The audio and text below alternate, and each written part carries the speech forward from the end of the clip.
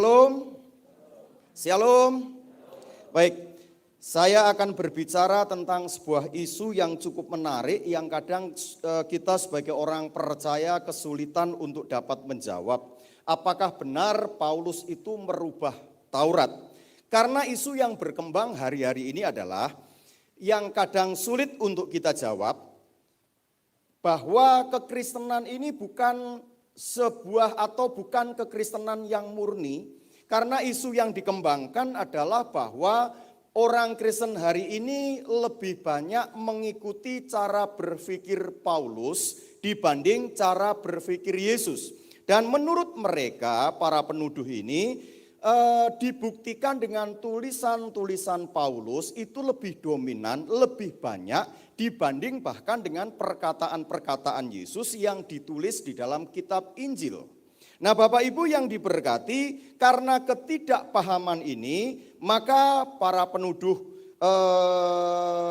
yang mengatakan bahwa Paulus dan bahkan kekristenan sekarang sudah tidak mengikuti hukum Taurat itu lagi, kadang sekali lagi sulit untuk kita jawab. Secara khusus itu bicara masalah sunat dan juga bicara masalah makan yang halal dan tidak halal.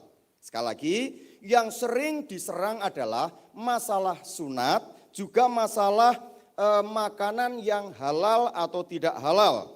Dalam kehidupan Taurat sendiri sebenarnya bukan bicara masalah halal haram, tetapi lebih berbicara masalah koser atau tidak koser, kudus atau tidak kudus. Itu bicara kalau masalah kudus atau tidak kudus, itu berarti bicara dosa atau tidak dosa. Nah, kira-kira begitu.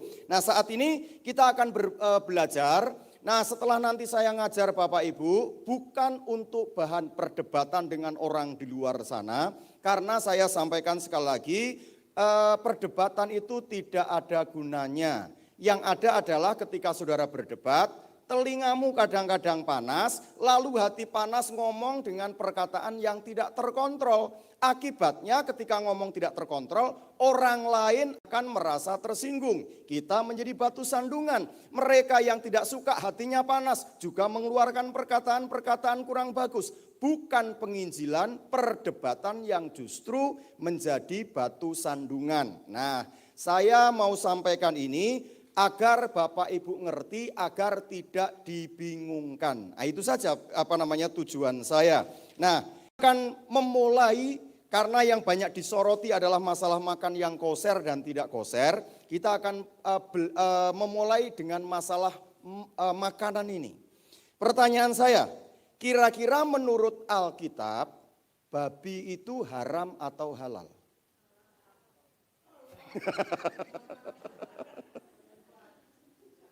Dipikir dulu. Menurut kitab Taurat, itu berarti kitab yang sekarang ini kita pegang, halal atau haram? Halal atau haram? Mesti sepakat nih, kalau belum sepakat susah. Halal atau haram? Siapa yang pernah makan babi, jujur, angkat tangan.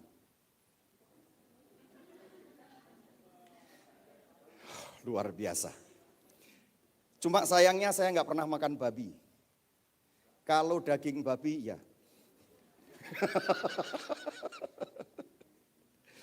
Jadi daging babi itu halal atau haram? Ayo, halal atau haram? Yuk kita lihat dalam kitab Kejadian pasal yang pertama ayat 29.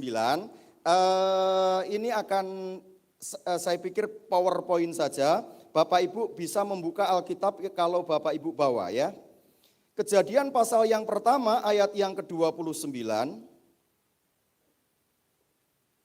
Makanan yang pertama yang diberikan oleh Allah adalah tumbuh-tumbuhan.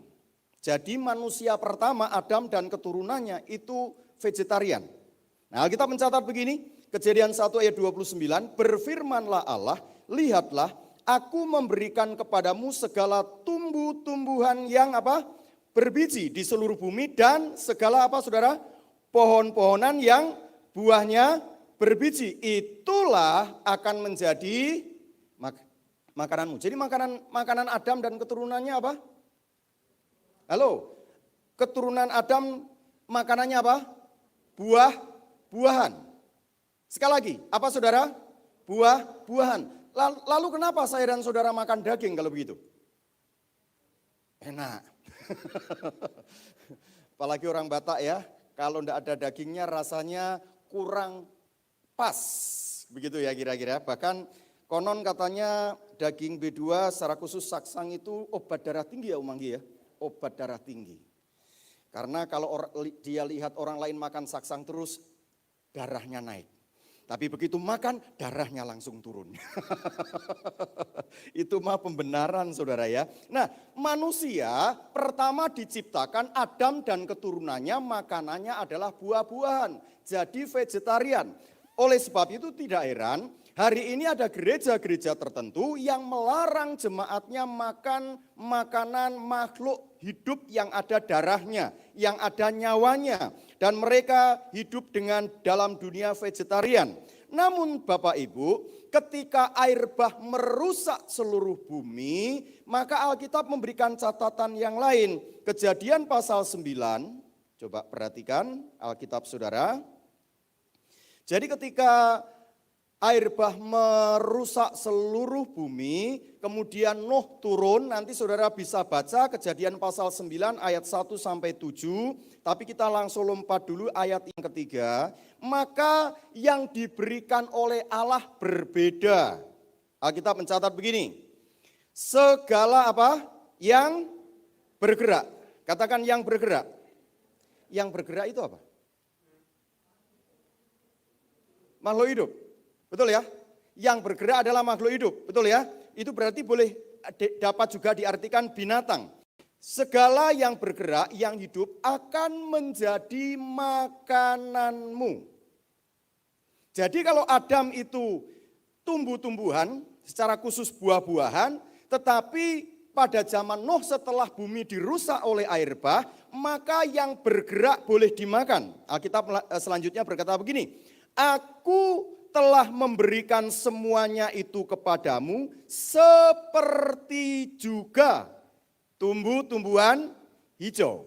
Jadi pada saat Adam dan keturunannya yang diberikan adalah tumbuh-tumbuhan hijau, pada zaman Nuh maka bukan saja tumbuh-tumbuhan hijau, tetapi juga binatang yang bergerak diberikan seperti juga tumbuh-tumbuhan hijau. Sekali lagi, sekarang binatang boleh dimakan? Boleh dimakan? Nah, kalau nanti Bapak Ibu lihat di dalam Kejadian pasal 9 ayat 1 sampai dengan yang ke-7 ini, maka dari sinilah kita akan mengenal hukum Bani Nuh atau anak-anak Nuh. 7 hukum Bani Nuh. Coba next, Kosion. 7 hukum Bani atau keturunan Nuh yang di dalam bahasa Ibrani disebut sebagai Sefa Mitzvot Bene Noah. Itu tertulis dalam Kejadian pasal 9 ayat 1 sampai 7 itu adalah hukum yang pertama yang dikenakan kepada Nuh dan segenap keturunannya. Dan sekali lagi kita akan melihat sekarang bahwa hukum Nuh, 7 hukum Nuh ini bagian dari hukum Taurat karena tertulis dalam kitab Kejadian. Nah, apa saja hukum Nuh itu yang disertakan ketika Tuhan memberikan perintah termasuk masalah makan dan minum ini. Dan ingat, tidak ada kata sunat di sana. Lanjut, next. Ini 7 hukum itu. Bagi orang-orang non-Yahudi atau disebut sebagai orang-orang goyim, jadi kita ini disebut sebagai orang goyim. Yang pertama adalah dinim, ketentuan hidup dalam hukum-hukum pengadilan. Jadi peraturan perundang-undangan. Jadi dari zaman dulu, peraturan perundang-undangan itu sudah dibuat agar manusia memiliki hidup tertib. Jadi dari zaman dulu, bukan hanya hari ini saja.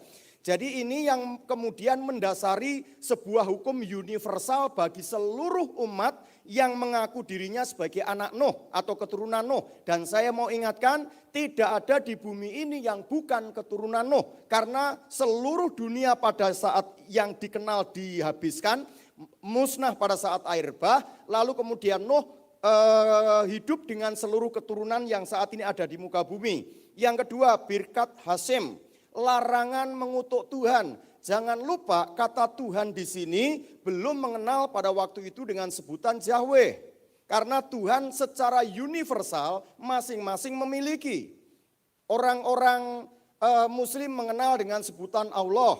Orang-orang Yahudi mengenal dengan sebutan Yahweh. Orang-orang Hindu yang meskipun mereka kenal 3 dewa, Brahma, Siwa, dan Wisnu, tetapi mereka mengenal dengan sebutan Yang Widiwase.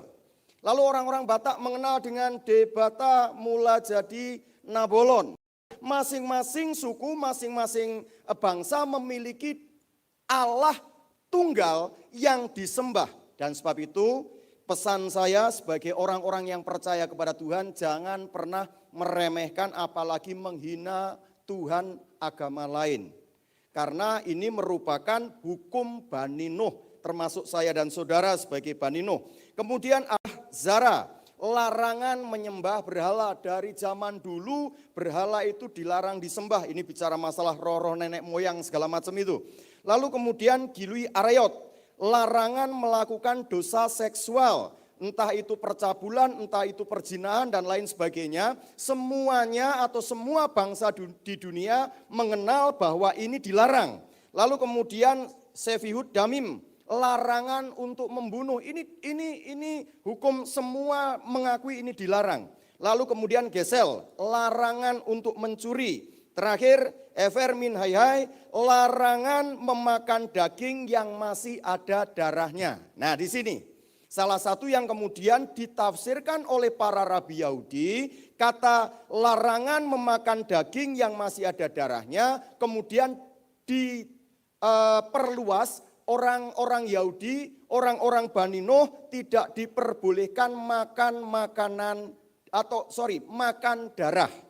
Jadi kalau aslinya tidak boleh memakan daging yang masih ada darahnya. Pertanyaan saya, daging yang masih ada darahnya itu daging apa itu? Daging apa? Daging babi. Babi terus Daging apa? Daging mentah. Untuk apa daging mentah dilarang dimakan? Bicara masalah kerakusan. Sebagai anak-anak Bani Nuh atau anak-anak Nuh, keturunan Nuh, kita dilarang untuk hidup di dalam kerakusan. Itu poinnya. Nah sebab itu sekarang pun kan terjadi perdebatan panjang, nanti kita akan masuk ke sana. Tapi sekali lagi rabi-rabi Yahudi kemudian memperluas hukum ini dengan larangan makan darah. Padahal aslinya larangan memakan daging yang masih ada darahnya agar manusia tidak jatuh ke dalam kerakusan. Nah inilah dasar dari hukum universal yang dikenal oleh umat manusia. Bahkan jauh sebelum Taurat turun kepada Musa, maka 7 hukum Bani Nuh ini sudah diberikan kepada seluruh umat manusia. Nah pertanyaannya sekarang begini, kapan ini kan bicara masalah binatang pada zaman Nuh kan diperbolehkan. Pokoknya bergerak boleh dimakan. Babi bergerak enggak?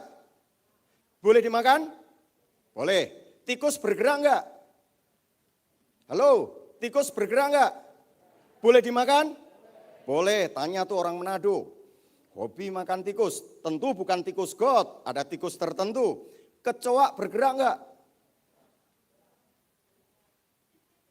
Loh, belum ngomong sudah ketawa. Kecoak bergerak? Boleh dimakan? Oh tidak boleh, yang larang siapa? Mama, nah itu baru benar itu ya.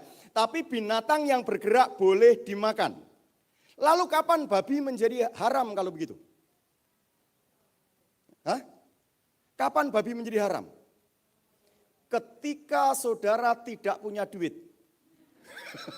Itu baru haram, itu ya, enggak. Ketika Taurat turun kepada orang Israel, barulah ada istilah haram dan halal. Bahkan istilah haram dan halal sempat juga disinggung di dalam Kejadian pasal yang ke-7 ketika Nuh hendak masuk ke dalam bahtera. Coba lihat Kejadian pasal yang ke-7. Kejadian pasal yang ke-7. Ayat yang kedua saja langsung biar kita cepat ya. Kejadian pasal yang ke-7 ayat yang kedua. Dari segala binatang yang tidak haram, haruslah kau ambil 7 pasang. jantan dan betinanya. Tetapi dari binatang yang haram satu pasang, jantan dan betinanya. Pertanyaan saya, Alkitab mencatat atau Kejadian pasal 7 ini mencatat binatang haram dan binatang halal. Pada waktu itu sudah ada binatang haram, binatang halal belum? Belum. Bahkan binatang itu bukan makanan manusia. Halo, pada waktu itu kan air bah belum datang. Binatang belum menjadi konsumsi manusia. Jadi bukan makanan manusia. Lalu kenapa kok menjadi haram atau halal? Contohnya begini, kalau seandainya saya bawa bola pingpong di hadapan saudara, kira-kira bola pingpong itu makanan halal atau makanan haram? Sekali lagi, bola pingpong saya bawa di hadapan saudara, itu halal atau haram? Hah? Haram atau halal? Ya enggak ada urusannya. Karena bola pingpong bukan makanan. Paham ya? Lah binatang waktu itu kenapa ada haram dan halal sementara binatang belum menjadi bahan konsumsi manusia. Ini yang menceritakan Musa. Settingnya itu pada zaman Nuh. Tapi yang menceritakan zaman Musa. Jadi contohnya begini.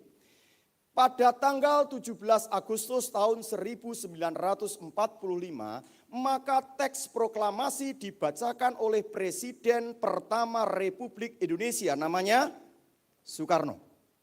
Apakah ketika membacakan teks proklamasi 17 Agustus 1945 itu Soekarno sudah jadi presiden? Belum. Tapi kenapa kita menyebut sebagai presiden? Karena kita yang cerita. Paham ya? Karena kita yang cerita, maka kita ngerti presiden pertama itu adalah Soekarno atau Soekarno menjadi presiden pertama. Demikian juga dengan masalah binatang halal dan haram ini, ketika diceritakan oleh Musa, maka Musa berbicara halal dan haram sesuai hukum Taurat yang diterima. Pada waktu itu belum bicara masalah halal dan haram. Nah kalau begitu Bapak Ibu, hukum halal dan haram ini kan turun ketika Taurat diberikan kepada Musa. Musa itu kira-kira 400 tahun setelah zaman Yusuf. Lalu kalau begitu zaman Yusuf kira-kira sudah ada makanan halal haram belum? Halo, zaman Yusuf di Mesir. Sudah ada? Belum. Karena baru turun pada zaman Musa itu 400 tahun setelah zaman Yusuf. Jadi saya berpikir, ini imajinasi saya, bukan sebagai pembenaran, kemungkinan Yusuf itu makan daging babi. Karena pada waktu itu belum ada halal dan haram. Yakub ketika pergi ke rumah Laban, mungkin di sana dia juga makan makanan babi ini. Karena belum ada halal dan haram. Oleh sebab itu Bapak Ibu, waktu itu yang menjadi hukum adalah hukum Bani Nuh, 7 hukum ini. Nanti kalau saudara nanti nggak sempat mencatat apa yang saya tulis dalam 7 hukum Bani Nuh itu nanti saudara baca dalam Kejadian pasal 9 ayat 1 sampai 7. Nah, menurut Talmud Yahudi Sanhedrin 105a, mereka orang-orang Yahudi pemegang Taurat ini percaya bahwa mereka yang memegang atau melakukan hukum Bani Nuh 7 hukum ini boleh atau mendapatkan bagian keselamatan dari Tuhan. Sekali lagi, orang-orang Yahudi percaya, tulis dalam kitab Talmudnya orang Yahudi Sanhedrin 105a, mereka percaya, orang Yahudi percaya kalau orang di luar Yahudi melakukan hukum Nuh, maka mereka memperoleh bagian dari keselamatan itu. Ini orang Yahudi sendiri mengakui itu. Oleh sebab itu, 7 hukum Bani Nuh ini diwariskan kepada seluruh orang-orang atau anak-anak keturunan Nuh. Berbeda dengan Taurat. Taurat itu diberikan secara khusus kepada orang Israel sebagai pengembangan dari 7 hukum Nuh ini. Nanti kalau dalam kitab Taurat, dalam kitab dari Kejadian sampai dengan kitab Ulangan itu ada sekitar 623 hukum Taurat. hukum itemnya itu ada sekitar 623 yang harus dilakukan, ditaati oleh orang-orang Israel. Nah, menurut Ulangan pasal 33 ayat yang keempat, coba kita lihat. Ulangan 33 ayat yang keempat. Ya, halakah kata Pak Gembala, karena sudah banyak belajar hukum Taurat. Ulangan 33 ayat yang keempat, Alkitab mencatat begini, Musa telah memerintahkan hukum Taurat kepada siapa? Kita itu siapa? Kita itu bukan kita yang hidup di sini. Kita itu ini bicara masalah konteksnya orang Yahudi. Jadi Musa telah memerintahkan hukum Taurat kepada orang Yahudi, suatu milik bagi jemaah Yakub. Jelas ya? Jadi Taurat itu secara khusus diberikan oleh Tuhan untuk orang Yahudi. Contohnya begini, pengembangan dari hukum Nuh ini, contohnya untuk menghormati orang tua. Maka orang-orang Batak dikenal di dalam berbagai peristiwa adat selalu ada kain ulos. Betul ya? Tidak pernah tidak dalam sebuah peristiwa adat kain ulos itu tertinggal. Tidak pernah. Pasti ada. Nah, tetapi ingat kain ulos itu hanya untuk orang Batak. Dan itu merupakan budaya luhur pengembangan dari hukum Nuh ini.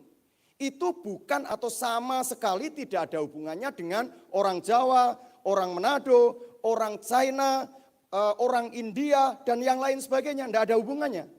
Tetapi secara khusus orang Batak memiliki budaya itu. Nah Bapak Ibu, Taurat secara khusus dianugerahkan kepada orang Yahudi.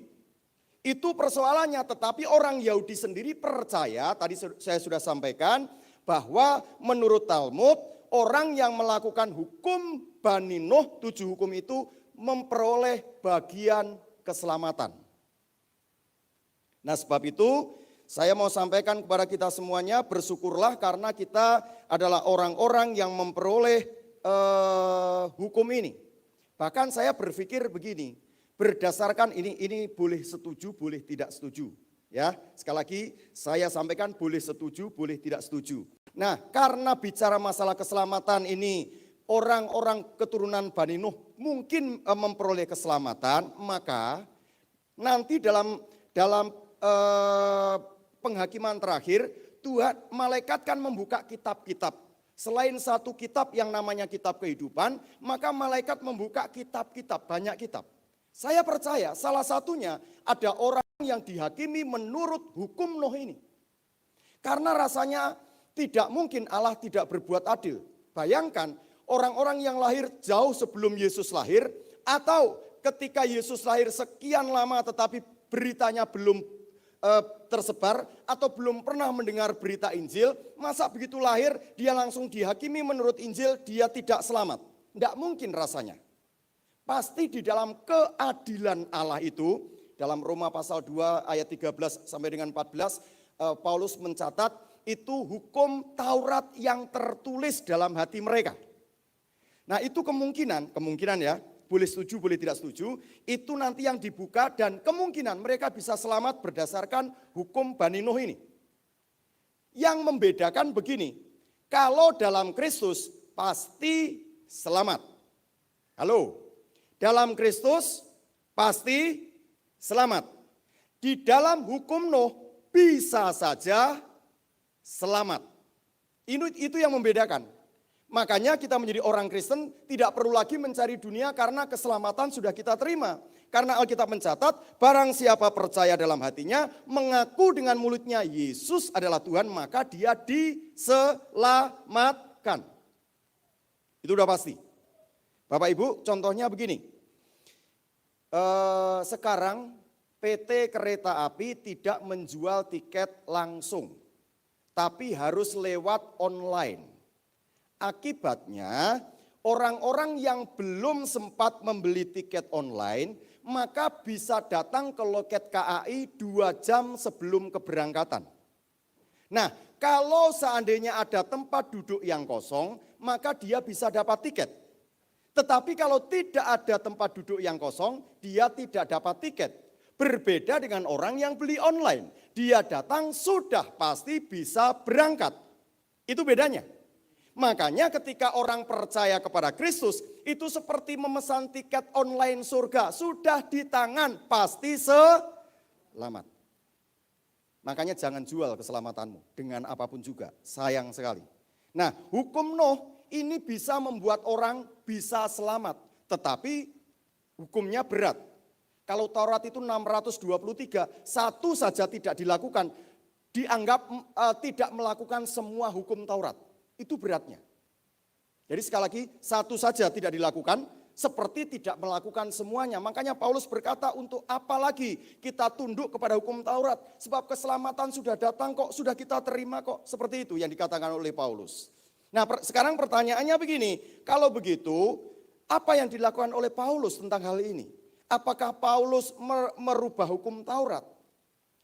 Bapak Ibu yang diberkati Tuhan, kekisruhan terjadi ketika kekristenan berkembang tidak hanya di Yerusalem, tapi sudah lintas bangsa. Bahkan di Antioquia, orang pertama kali menyebut dirinya Kristen. Betul ya? Nah ketika kekristenan sudah berkembang sedemikian rupa, orang-orang Yahudi Kristen ketika melihat hal itu hendak membuat atau memaksakan hukum Taurat dilakukan juga oleh orang-orang Kristen di luar Yahudi. Padahal orang Yahudi sendiri percaya kalau orang atau bangsa lain melakukan hukum Nuh, dia mendapat bagian dari keselamatan. Nah sekarang orang Yahudi datang memaksa sunat orang-orang yang bukan Yahudi. Itu menjadi persoalan. Yuk kita lihat ya ayatnya ya di dalam Kisah Para Rasul pasal yang ke-15. Kisah Para Rasul pasal yang ke-15. Apakah Paulus merubah hukum Taurat sehingga kemudian orang Kristen hari ini tidak tunduk kepada hukum Taurat tetapi kepada hukum yang katanya diberitakan oleh Paulus. Perhatikan ayat yang pertama. Beberapa orang datang dari Yudea, ini orang Yahudi, ke Antioquia, ini di luar Yahudi, sekitaran Turki ya Pak Mesak ya kalau nggak salah ya. Di Antioquia, dan mengajarkan kepada saudara-saudara di situ, jikalau kamu tidak disunat menurut adat istiadat yang diwariskan oleh Musa, kamu tidak dapat diselamatkan. Ini menjadi persoalan. Karena ini orang yang hidupnya di luar hukum Taurat. Dipaksa untuk mengikuti hukum Taurat. Padahal Paulus memberitakan kita mendapatkan kebebasan di dalam Tuhan Yesus Kristus. Ayat yang kedua, tetapi Paulus dan Barnabas dengan keras melawan dan membantah pendapat mereka itu. Akhirnya ditetapkan supaya Paulus dan Barnabas serta beberapa orang lain dari jemaat itu pergi kepada rasul-rasul dan penatua-penatua di Yerusalem untuk membicarakan soal itu. Perhatikan, Paulus, Barnabas, serta beberapa orang lain diutus pergi ke Yerusalem.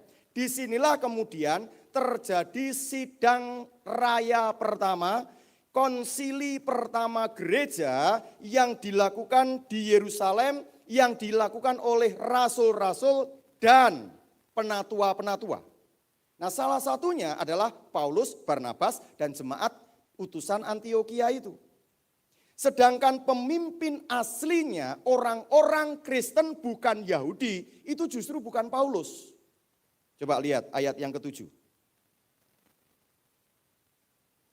Ayat yang ke-7. Jadi ini pemimpin Kristen bukan Yahudi, itu sebenarnya bukan Paulus. Paulus itu penginjil.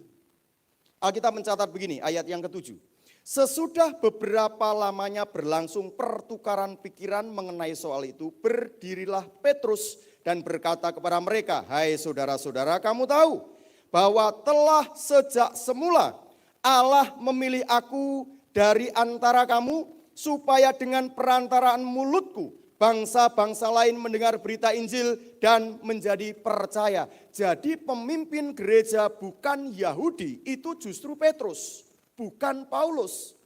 Paulus hanyalah bagian dari tua-tua yang diutus dari gereja Antioquia untuk menghadiri sidang raya atau konsili pertama di Yerusalem. Lalu kemudian ketika mereka kemudian mengadakan pertukaran pikiran dan lain sebagainya, pemimpin sidang yang kata para teolog juga merupakan pemimpin gereja Kristen Yahudi itu berbicara seperti ini, ayat yang ke-20. Ini khusus karena kekisruhan terjadi akibat orang bukan Yahudi masuk Kristen. Kemudian keputusannya seperti ini yang diperkatakan oleh Rasul Yakobus, adiknya Tuhan Yesus itu, yang merupakan pemimpin Kristen Yahudi pada saat itu sekaligus pimpinan sidang konsili pertama. Ayat 20 berkata begini, tetapi kita harus menulis surat kepada mereka supaya mereka menjauhkan diri dari makanan yang pertama yang telah dicemarkan berhala-berhala, dari percabulan, dari daging binatang yang mati dicekik, dan dari apa saudara? Darah. Kalau kita lihat yang ditulis oleh sidang sinode atau konsili pertama gereja Yerusalem, maka orang-orang Kristen di luar Yahudi dikembalikan kepada hukum atau 7 hukum Bani Noah. Karena sekali lagi orang Yahudi sendiri percaya orang-orang yang melakukan 7 hukum Bani Noah itu juga diselamatkan.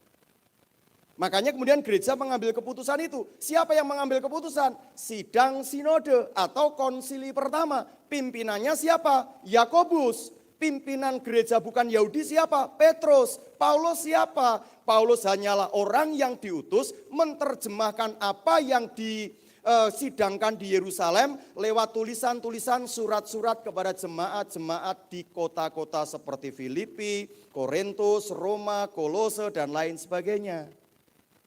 Jadi kalau ada orang yang mengatakan bahwa Paulus itu merusak hukum Taurat, itu sama sekali tidak benar.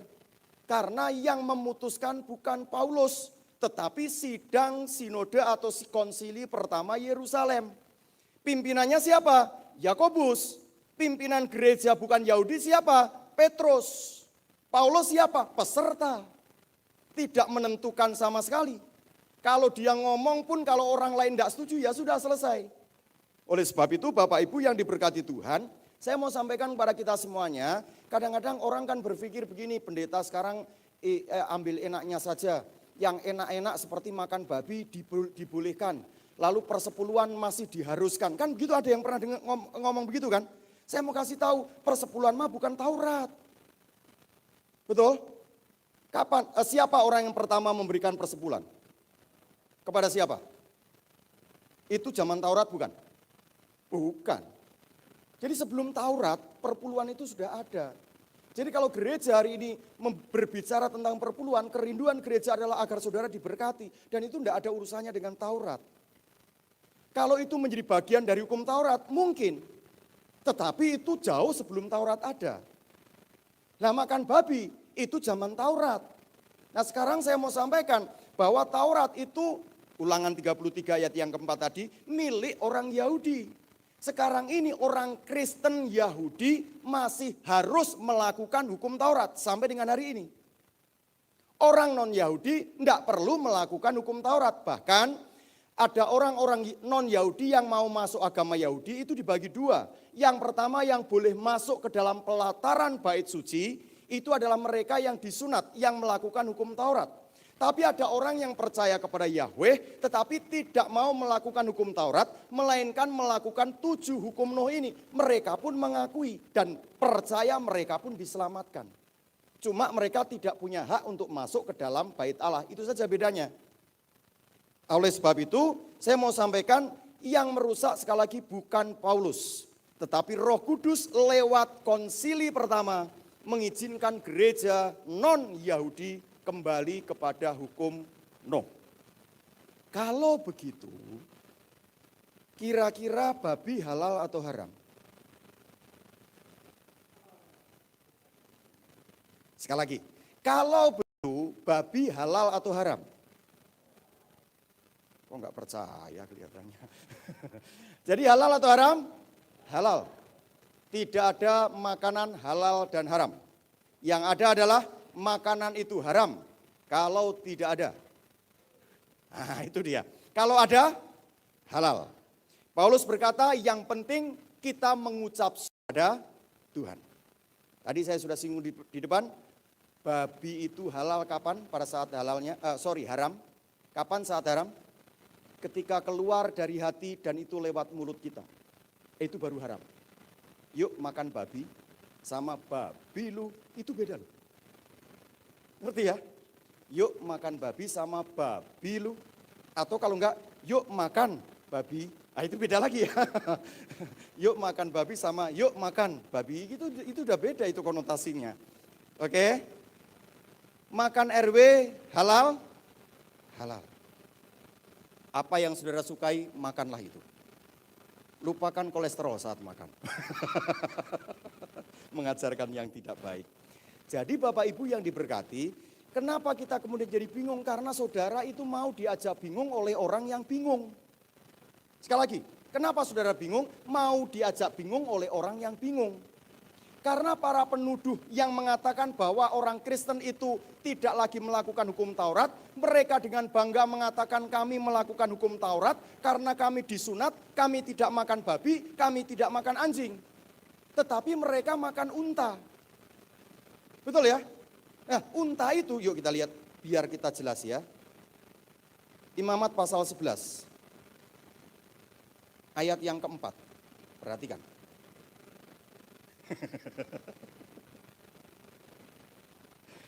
Kalau kencing unta asal saudara mau silahkan. Kalau saya membung. Ayat 4. Tetapi inilah yang tidak boleh kamu makan dari yang memamah biak atau dari yang berkuku belah. Yang pertama apa saudara? Unta. Taurat justru ngomong yang pertama tidak boleh dimakan adalah unta. Tapi para penuduh itu yang bangga bahwa dia melakukan hukum Taurat malah makan yang pertama yang dilarang. Itu konyol atau konyol? Betul ya? Nah sebab itu saudara jangan bingung. Jangan mau bingung dibuat bingung oleh orang yang bingung. Mereka sendiri sedang bingung, nuduh saudara, saudara ikut-ikutan bingung. Contohnya, yang dikorbankan itu Ishak atau Ismail? Ishak atau Ismail? Tetapi para penuduh itu ngomong bukan Ishak, tetapi Ismail. Padahal kitab yang mereka percayai tidak pernah menyebut nama secara jelas. Yang disebut adalah korbankan anak yang kamu kasihi. Alkitab mencatat bahwa anak yang kamu kasihi itu jelas, itu adalah Ishak, bukan yang lain. Padahal sahabat Nabi Muhammad sendiri, beberapa diantaranya, mengakui bahwa yang dikorbankan itu adalah Ishak. Tetapi karena eskalasi politik, lalu kemudian dirubahlah itu adalah Ismail. Nah saudara yang sudah ngerti bahwa yang dikorbankan Ishak, itu diajak bingung oleh mereka yang bingung. Anehnya saudara ikut-ikutan bingung gitu loh. Jangan mau bingung, kalau saudara tahu bahwa yang dikorbankan Ishak ya sudah selesai. Contoh lain, yang disalib itu siapa? Yesus atau bukan? Yesus atau bukan? Enggak kalau kita iman kita. Yesus. Mereka para penuduh itu mengatakan bukan Yesus, tetapi orang yang diserupakan dengan Yesus, kan begitu. Kalau ditanya siapa, mereka juga enggak tahu. Oh disebut sebagai Yudas, enggak pernah ditulis di kitabnya. Loh, kita ini sudah jelas bahwa yang disalib adalah Yesus, ya sudah enggak perlu kita jelas yang dikorbankan, yang disalib adalah Yesus. Sudah selesai. Mereka mau ngomong apa, dengan autokritik seperti apa, dengan pendekatan ilmu pengetahuan macam apa, saudara tidak perlu bingung. Yang disalib adalah Tuhan Yesus Kristus. Selesai. Jadi jangan mau bingung atau dibuat bingung oleh orang yang sedang bingung. Ngomong sama sebelahmu, bingung enggak kamu?